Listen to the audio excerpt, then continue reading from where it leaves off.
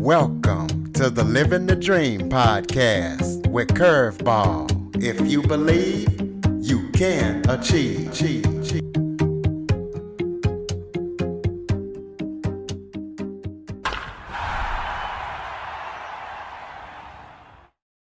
Hello and welcome to another episode of Living the Dream with Curveball. I'm your host, Curveball, and today I am joined by financial advisor, author, and former news and television man, Mike Brodsky. Today, we're going to be talking about a little bit about his life, and he's written a couple of books, so we're going to talk about that, and we're going to talk about a big sports story that he broke one time that was picked up by ESPN, Bleacher Report, and TMZ. Mike, thank you so much for joining me today. Thank you, Curtis. I appreciate it. Why don't you start off by telling the audience a little bit about yourself, your background, and anything else you might want to know before we kick it off? Sure, absolutely. As you mentioned, I am a financial advisor. I've spent also some time working in television. I started my career as a television news producer with the NBC affiliate in West Palm Beach. And recently I had the opportunity to sort of get back into sports reporting, and we'll get into that story a little bit later on. But I've also been involved in a lot of different not-for-profits as well. Maybe we'll touch on some of those endeavors. Also, I know you and I connected through Clubhouse, and maybe we'll chat a little bit about that. But I wear a lot of different hats. I guess that's probably the best way to summarize my background. Well, let's first start talking about your passion, those nonprofit organizations. Just kind of tell us what you're involved in and a little bit about each one of them, because I know that you are extremely passionate about those endeavors. Sure, absolutely. Currently, I'm the vice chairman of the board for the Mustard Seed of Central Florida, which is a furniture and clothing bank in Orlando, Florida.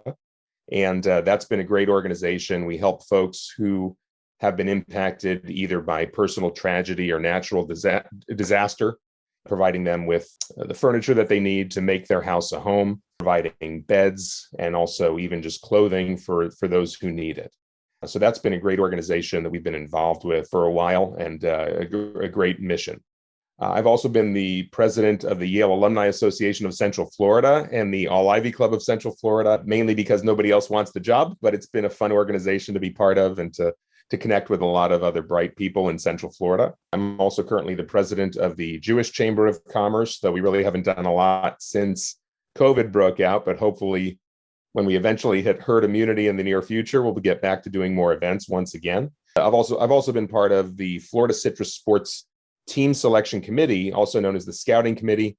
Florida Citrus Sports basically runs the two bowl games in Orlando, the Citrus Bowl and the Cheez-It Bowl, which take place at Camping World Stadium in Orlando. So for any sports fans out there, check out floridacitrusports.com.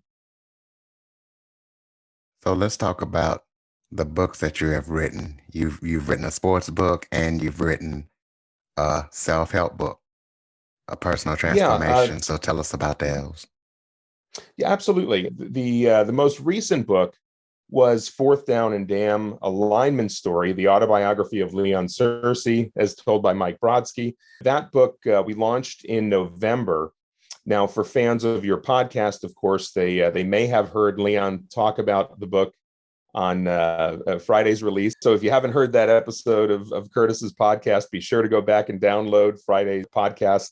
But Fourth Down and Damn is basically just the story of Leon, who played football for the Miami Hurricanes. He was a three-time national champion, also drafted by the Pittsburgh Steelers, and later played with the Jacksonville Jaguars and is one of the top 25 players of all time for the Jags. But it's just a great story. And I had a wonderful opportunity to kind of help Leon sort of get his story out there, kind of get it over the goal line, so to speak. He had been working on the project for a long time, and I was asked to kind of help him finish up the book, put it together in a book format. So that was a great opportunity to kind of refine his story and sort of take some of his audio recordings and turn them into the book, and take his diary and make it more of a structured kind of a format. A great story, and we're currently working on the audiobook version as well as working on a possible movie or TV version of it as well.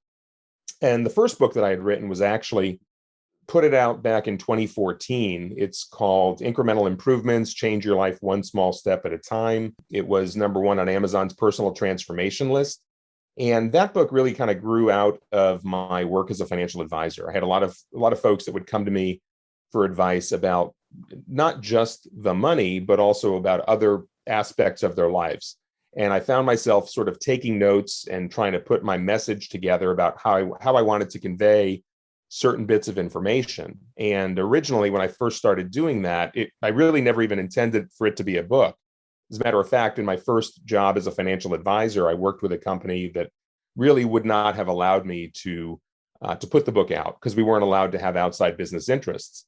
But over time, I just kind of was taking these notes on how to deliver different messages to folks about how to make changes in their lives. Over time, I just kept building up that essentially a computer file, a Word file with all of that information. And when our team moved from one firm over to our current firm, I found out that I could put the book out. I just had to jump through a few hoops in terms of getting the book approved by our compliance department, how to get industry approval from the regulators.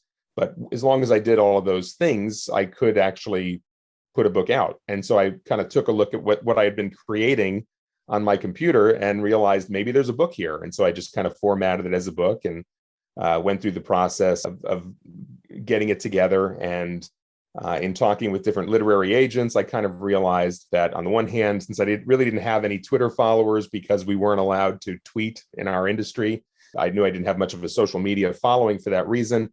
And also, I didn't have a lot of time to devote to a book tour necessarily. So for that reason, I decided to self-publish. And that kind of opened my eyes about how to do that, how to get the word out about the book and how to spread the message on my own without going through the traditional publishing route that a lot of other authors might go through. And I think, but that experience actually is what sort of led me to helping Leon with Fourth Down and Dam. How did you guys meet? Did you meet when you were in media, or how did you guys meet and decide he wanted you to collaborate with him on the book? It's actually an interesting story. I've been involved. Another organization that I've been involved with is called World Sports Alumni. It's an association of former professional athletes. And if you go to www.worldsportsalumni.com, you can see more about it. It's funny. I really didn't even mention that as one of my volunteer organizations, mainly because it's not a not-for-profit. It's actually a for-profit entity. It's a for-profit organization for the athletes. Mainly, it sort of grew out of a lot of the athletes had been involved with other alumni organizations of professional sports, and a lot of them were kind of disappointed in that a lot of the other alumni organizations typically are set up as not-for-profits, and a lot of those organizations expect the athletes to show up for events for free because it's a not-for-profit. So it makes sense, but at the same time, the athletes weren't thrilled with that concept. So they liked the idea of kind of creating an organization where they could at least have an opportunity to maybe connect with other like-minded athletes and maybe even think about ways to make money after their careers in sports had come to an end. And in the case of Leon had reached out to World Sports Alumni, and originally they'd actually connected him with a different author. It wasn't me originally, but the other author, for whatever reason, just never really got anything going with the book. No progress was being made. The CEO of World Sports Alumni, Charlie Williams, who was a former professional billiards player known as the Korean Dragon, had actually reached out to me because he was getting nervous that the book was taking so long and nothing was happening with it. He knew I had written the book Incremental Improvements and asked me if I would be interested in working on this project. And it was such an amazing story. I thought, yeah, absolutely. I'll definitely try it. So, the timing was pretty good too, because it was last summer, and with COVID happening, there wasn't a lot going on as the world was sort of locked down anyway, for the most part. So it gave me some free time to kind of work on the book.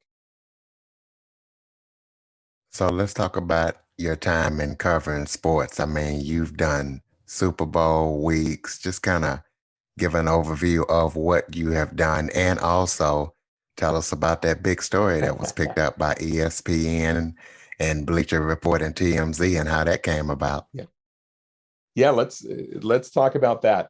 So, as I mentioned earlier, I had worked as a television news producer with the NBC affiliate in West Palm Beach and with America's Health Network in Orlando. And that was back from 1993 to 1997 that I was working in TV. And at that point, I had switched over to my work as a financial advisor, which I've been doing for, well, really since 1997 at this point. I had an opportunity back in early 2019. The Pro Bowl had come to Orlando, and I had an opportunity. A friend of mine was able to offer me a media pass to cover the week of Pro Bowl practices. So I thought, what a great opportunity. I'm a huge sports fan anyway. So I thought, sure, why not? I'll go ahead and cover the Pro Bowl on behalf of the website Vegas Sports Daily, was sort of how I got back into sports reporting. And I was basically just given one task.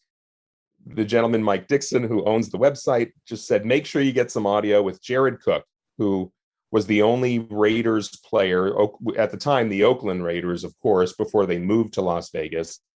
But he said, since this is the only Raiders player, and since the Raiders are going to be moving to Vegas, maybe you can get some sound with Jared Cook. So my first day back in media after decades out of the business, I introduced myself to Jared Cook and let him know that I was representing Vegas Sports Daily. And he said, I'll get to you in 1 minute. I just have to wrap up with the Raiders team media. And as I was listening to him talk to the team media, I heard him telling a story that I thought, oh my gosh, if I can get him to tell me the story on camera, this is going to be amazing. This is going to be great. And so if you think back in early 2019, in January, when the Pro Bowl was happening, the government was going through a shutdown. The government had been shut down. And I heard Jared telling the story. So I was able to get him to, I asked him a couple of other questions, but then I got to the one I really wanted to ask. And I asked him about his experiences in traveling to the Orlando airport. And what he told me is that when he got to the Orlando airport, he said, oh yeah, these, there's a government shutdown, and these TSA agents, they went through my luggage, they stole my shoes, they stole my clothes. But hey, when you're not paying these guys, that's what happens. It's like if you don't feed your dog, they'll go to licking on your bones. It was just a great soundbite. So, of course, that story ended up getting picked up by ESPN and Bleacher Report and TMZ. And so the story just blew up. So I know my buddy who runs Vegas Sports Daily was thrilled because it got him more exposure than he had ever had previously from any particular story. So it's really kind of put him on the map and also kind of relaunched my reporting career, I guess, so to speak. But that was a pretty great experience. And then as a result of that, I was able to kind of go back and cover Pro Bowl again in Orlando, and also was able to get to the Super Bowl in Miami in 2020, and covered the NFL experience in Miami. Also got to work the red carpet for that event. That was pretty neat. Covered Diamond Resorts Invitational Golf Tournament. Also covered week of Super Bowl in Tampa this past year, though it was a little bit different in Tampa because of COVID. All of the media conferences really were all virtual. Nothing was in person. So it was a very different experience than Miami was pre-COVID.